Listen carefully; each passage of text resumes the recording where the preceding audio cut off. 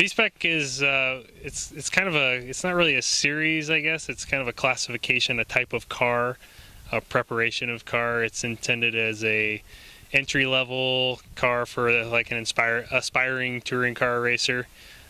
Somebody who maybe wants to eventually get into something like a Grand Am ST car or something like that, but the price point, even to rent, but obviously to build is way too high.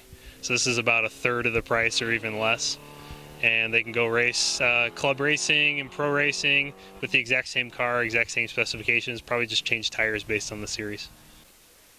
Well, the good thing about this class is the way the manufacturers have worked together on this is to get a common set of rules for club racing and for pro racing.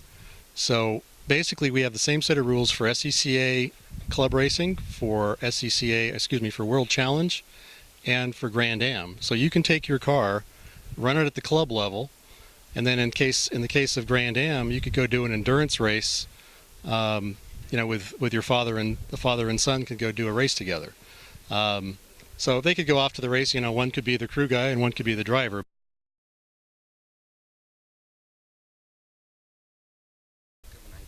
Well, I think, at least for Mazda, what we originally started talking about was creating a spec class, like a Mazda 2 spec class. But we've done that with MX-5 Cup, and we really wanted to try something different. And some of us that have been around racing for a while really look back to the days of Firestone Firehawk or the old 2.5 Trans Am series, where you had manufacturers out there battling against each other, and that's really what we wanted to get to. So originally it was Ford and Honda and Mazda that got together to talk about this class that we could put together that would be a low cost, inexpensive class that you could race in club racing and in pro racing, and for the B-Spec cars. The whole we saw is if we can race each other, make it competitive with a bunch of different manufacturers, it's a place for somebody to get started doing that type of touring car racing, but without having to spend the $100,000. They can do it for $25,000 or building the car or less.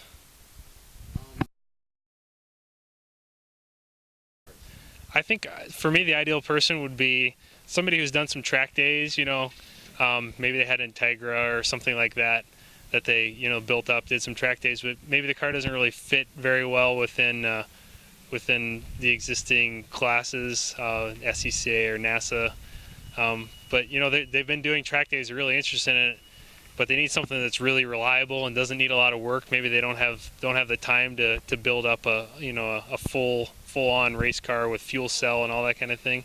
They can build this car up, they go get the car, and within a matter of, after you get the cage done and stuff, in a matter of a couple of nights in your garage, you can put all these parts on and you have a car ready to go.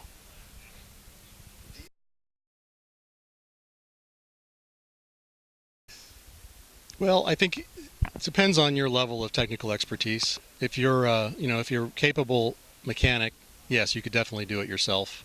There's not that much to the kit, really. There's a suspension package and a few other pieces, and it shouldn't take more than a few weekends to really put it together. I think probably the most difficult would be the cage.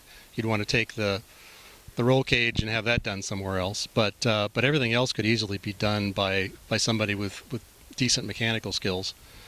It's literally something somebody could put together in their garage with just a few simple tools. They have to, they can have a service manual, just really limited automotive knowledge, and there's just you're not going to be working on it all the time. It's something you can just do over, you can prep the car on Thursday night and go to the track Friday. All I did for this media event, this is a car that's done the 25 hours of Thunderhill. This exact car, it's done multiple events. Guys got their licenses in them.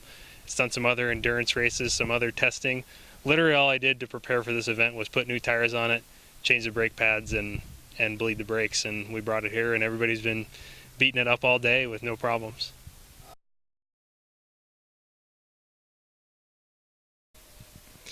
Well, I think the growth on the class is really going to depend a lot on the economy, but because it's a low-cost class with club racing as its roots, I would love to see 30, 40 car fields in 4 or 5 years at the pro level, and ideally the club guy can go out and race a pro race when they come to town. They don't have to do the whole pro racing schedule. They do club racing locally, and then when the pro races come to the area, they can do that 1 or 2 pro races and have a great time.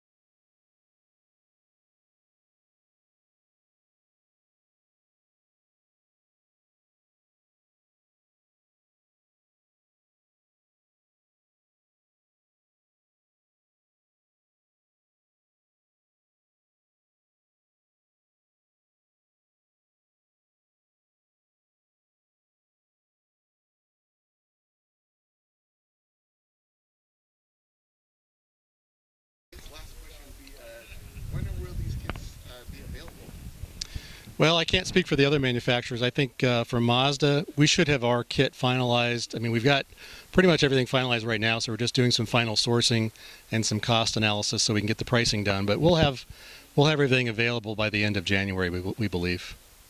Okay. Any clue as to MSRP yet on the kit? Well, the kit, roughly, it's going to be $2,500–$2,600 for the kit. The Mazda 2, I think, sport model is all you would need, and that's about $14,500, maybe $15,000. And then safety equipment, you know, the cage is probably $2,500 to $3,000, depending on who you go with.